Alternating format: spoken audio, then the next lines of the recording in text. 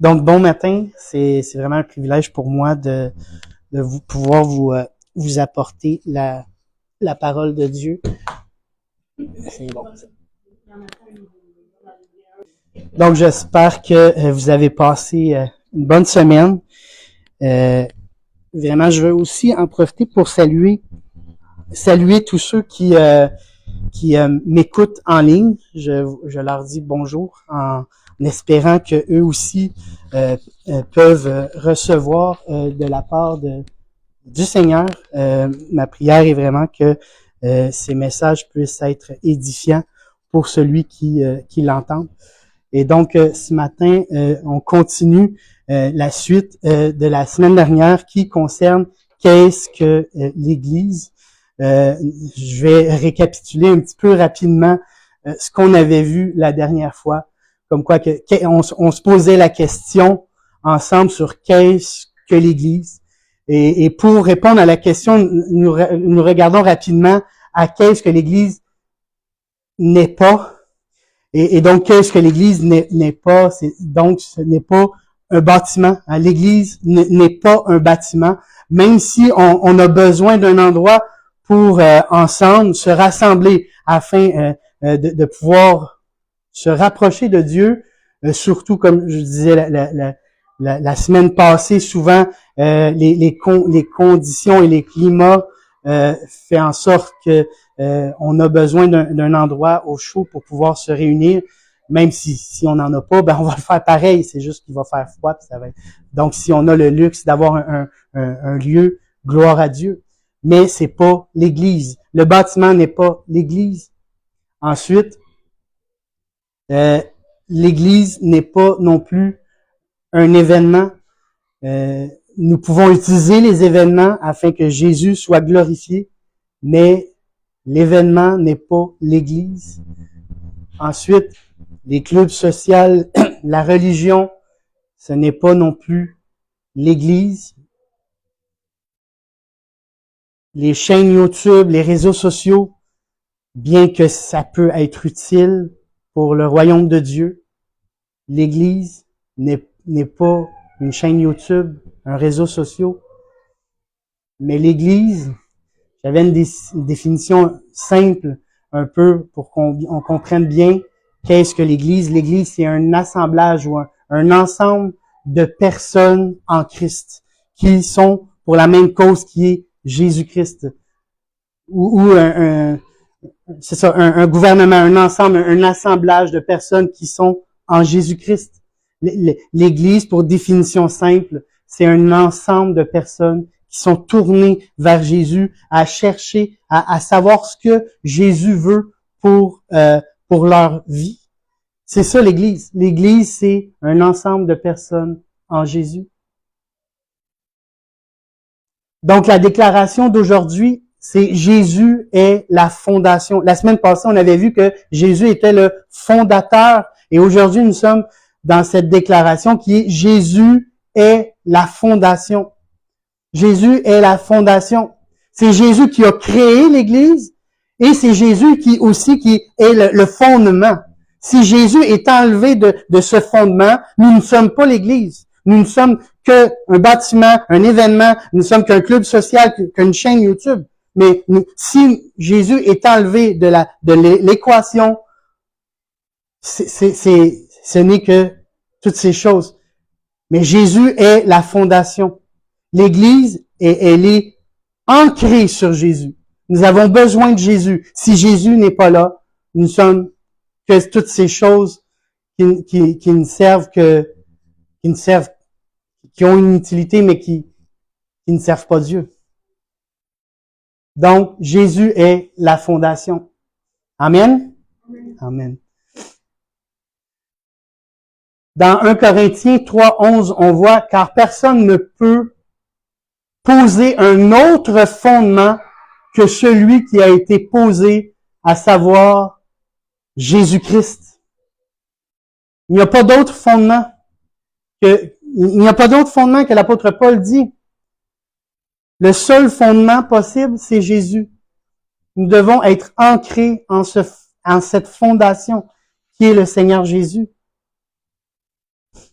Il est la fondation. Et donc, ce matin, j'aimerais ça regarder à un verset, à un passage, à deux versets, en fait, dans Luc, au chapitre 6, versets 47 à 48, en espérant que cette image puisse nous amener à comprendre l'importance de la fondation, à comprendre que sans cette fondation-là, les dommages peuvent être horribles. Nous avons besoin d'une bonne fondation. Donc, je vais lire pour nous le verset 47 et 48 de Luc, chapitre 6. Jésus commence le texte comme suit. Je vous montrerai à qui est semblable tout homme qui vient à moi, entend mes paroles et les met en pratique.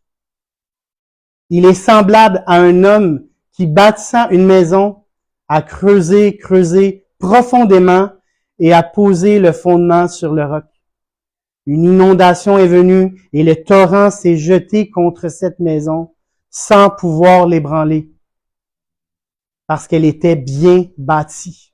Mais celui qui entend et ne met pas en pratique est semblable à un homme qui a bâti une maison sur la terre sans fondement. Amen. Amen. Donc, le torrent est jeté contre elle. Aussitôt, elle est tombée à la ruine de cette maison. De cette maison a été grande. La ruine de cette maison a été grande. C'est ça. Ça fait que je manquais d'intonation à la fin, mais c'est pas grave. Bon, continuons. Donc, ce matin, j'ai 4 pensées pour saisir la fondation de l'Église en Jésus-Christ. 4 pensées pour saisir la fondation de l'Église en partant de par ce texte que nous avons lu ensemble. En espérant que je me fasse bien comprendre dans ce que je communique. Donc, la première pensée ce matin, c'est Dieu aime nous parler. Dieu aime nous parler et Jésus a utilisé une parole de parabole afin de nous faire comprendre ce qu'il avait à nous dire. Nous voyons le terme semblable à. On doit savoir que Jésus, lorsqu'il commence ce sermon-là, Jésus ne s'adresse pas seulement à ses disciples. Jésus, il parle à une foule. On voit dans Luc 6, 17, le rassemblement d'une foule. Il commence à un message. Jésus commence à parler à un message. Donc, Jésus ne s'adressait pas seulement à ses amis intimes, mais Jésus parlait à une foule. Et cette expression semblable à, Jésus l'exprime à 20 fois dans le Nouveau Testament. Et à chaque fois, il l'utilise dans le but de présenter une image, dans le but de présenter une parabole. Qu'est-ce qu'une parabole? Une parabole, c'est un récit allégorique qui délivre un enseignement moral ou spirituel. C'est afin de nous amener à comprendre quelque chose. Une image va être utile pour nous faire comprendre une réalité spirituelle. Et Dieu aime nous communiquer sa parole de cette manière-là. Dieu aime nous communiquer sa vérité par des images. Et des fois, on est ignorant ou on se met en mode aveugle pour ne pas voir ce que Dieu veut nous faire voir. Mais en réalité, Dieu est en train de nous communiquer, nous parler, mais on préfère, parce que souvent, quand Dieu nous demande quelque chose, quand Dieu nous parle, quand Dieu nous communique une image, et cela va nous amener à l'obéissance. Puis c'est souvent là qu'on se braque. C'est souvent là qu'on résiste. Alors qu'il nous communique une image, dans le but de comprendre ses vérités spirituelles. Et donc, ce matin, c'est un appel à saisir. C'est un appel à saisir les appels que Dieu a sur notre vie, qui sont souvent d'une manière imagée. Dieu communique souvent d'une manière naturelle et imagée, afin que nous comprenions le monde spirituel. Nous voyons donc que ce texte veut nous faire comprendre des vérités spirituelles au travers des réalités naturelles. Dieu aime nous parler. Il utilise souvent des éléments pour nous faire parvenir à lui. Amen. Deuxième pensée, bâtissant une maison. Et je sais, la semaine passée, j'avais parlé de bâtir et je crois que il est important de revenir sur ce sujet. Bâtir. Dans 1 Pierre 2,4, il est écrit « Approchez-vous de lui, pierre vivante, rejetée par les hommes, mais choisie et précieuse devant Dieu, et vous-même comme des pierres vivantes. Édifiez-vous pour former une maison spirituelle, un saint sacerdoce, afin d'offrir des victimes spirituelles agréables à Dieu par Jésus-Christ. » Édifiez-vous. Formez une maison afin d'offrir des victimes spirituelles agréables à Dieu. Je sais pas sur quoi vous bâtissez nécessairement dans le fond de vous-même. Je parle du fond de vous-même, du fond de vos cœurs. Sur quoi vous bâtissez votre vie et votre vie spirituelle. Des fois, nos fondations sont souvent fondées sur, par exemple, la télévision, nos emplois, nos amis, nos familles, nos activités, nos écoles, nos selles. Souvent, on se crée toutes sortes de manières ou on utilise toutes sortes de façons afin de se bâtir. Mais pourtant, est-ce qu'on a vraiment besoin de toutes ces choses? Ou plutôt, est-ce que c'est vraiment ça qui va bâtir notre fort intérieur? Mais je sais une chose, c'est que Jésus a un plan pour notre vie. Jésus a un plan pour votre vie. Jésus a un plan pour notre Église. Jésus a un plan pour notre noyau. Jésus a un plan pour notre implantation. Jésus veut bâtir et il est la fondation. Nous sommes appelés à bâtir comme Jésus l'illustre dans son image. Nous sommes appelés à bâtir sur la fondation. Et la fondation, c'est Jésus-Christ. Sous l'inspiration du Saint-Esprit qui nous communique.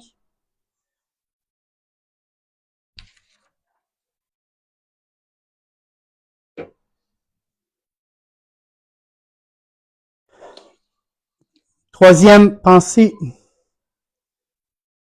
Donc, avant d'aller à la troisième pensée, j'avais inscrit en bâtissant une maison. On voit que le terme ici, bâtir, c'est vraiment ce que veut dire construire une maison. C'est le verbe ou vraiment de faire l'action de bâtir. Ça veut dire que c'est une action. Hein, c'est à rentrer dans le royaume de Dieu, c'est spirituel, mais c'est à la fois le spirituel nous pousse vers une action concrète. Ça, j'avais oublié de le mentionner. Maintenant, la troisième pensée, creuser profondément. Il y a un verset que je crois que j'ai oublié d'inscrire dans mon PowerPoint qui dit dans Luc chapitre 14, verset 28, « Car lequel de vous, s'il veut bâtir une tour, ne s'assit d'abord pour calculer la dépense et voir s'il y a de quoi la terminer. »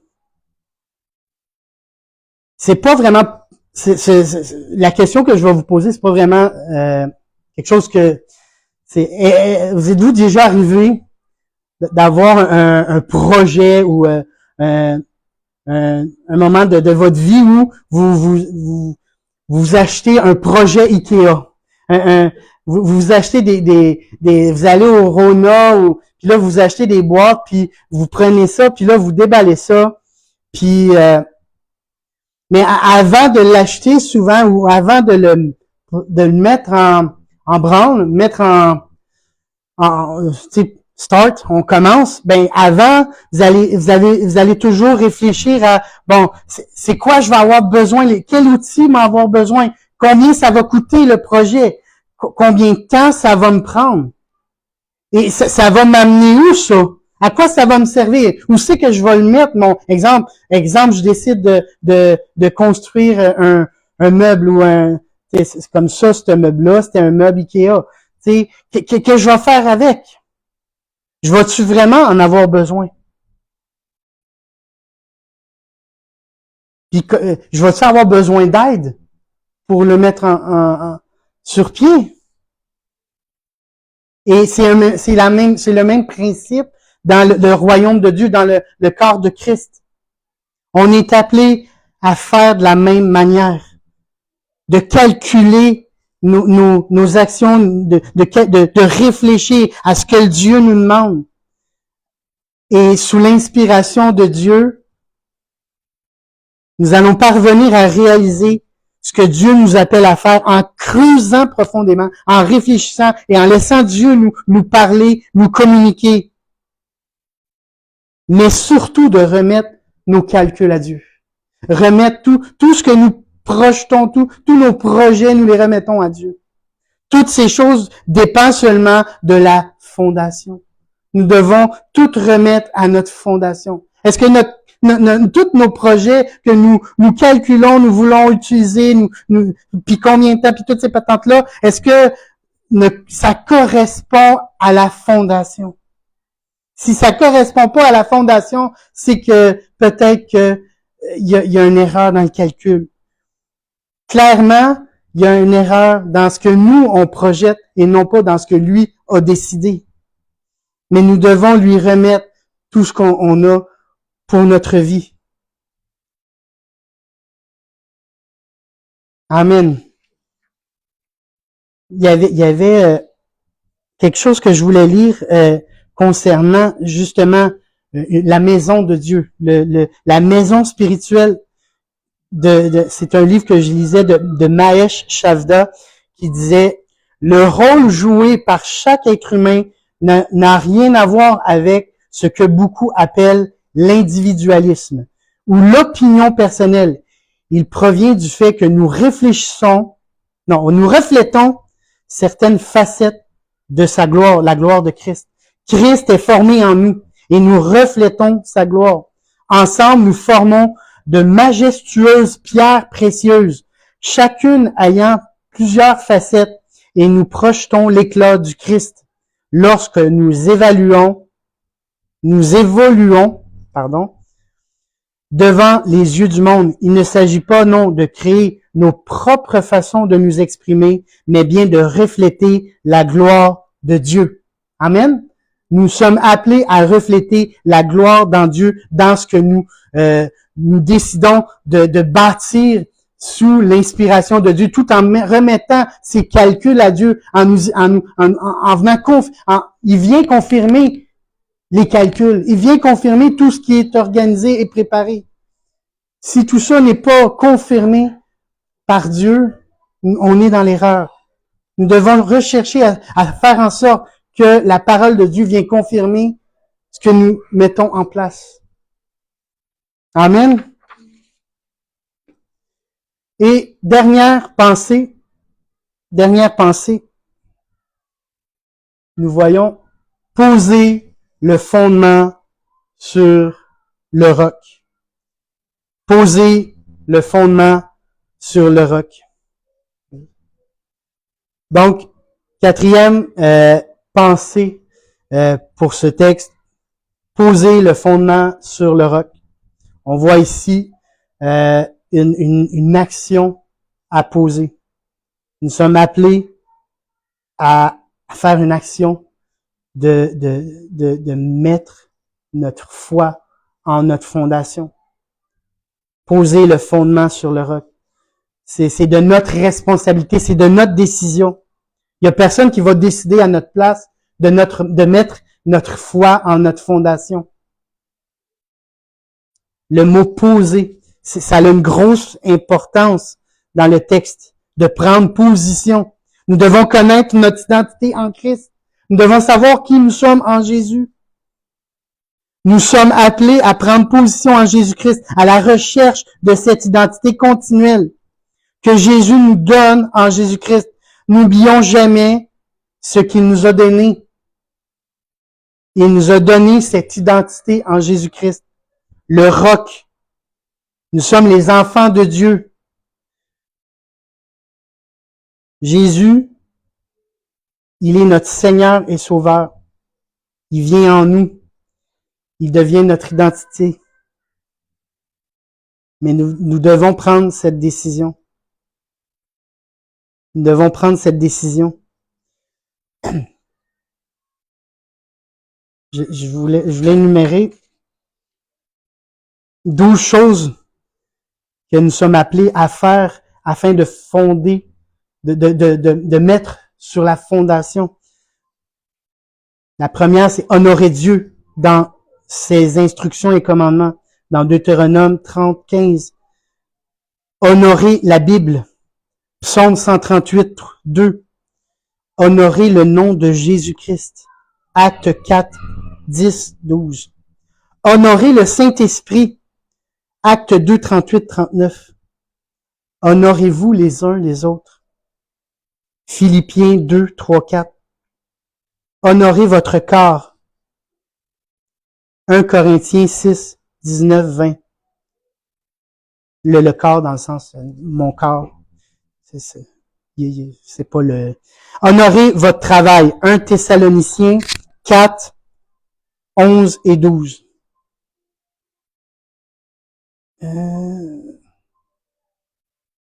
Honorez l'Église. 2 Corinthiens 8, 23.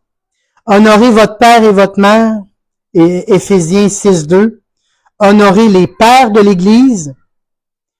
Hébreux 13, 17. Honorez la liberté. Galates 5, 1, 13, 14.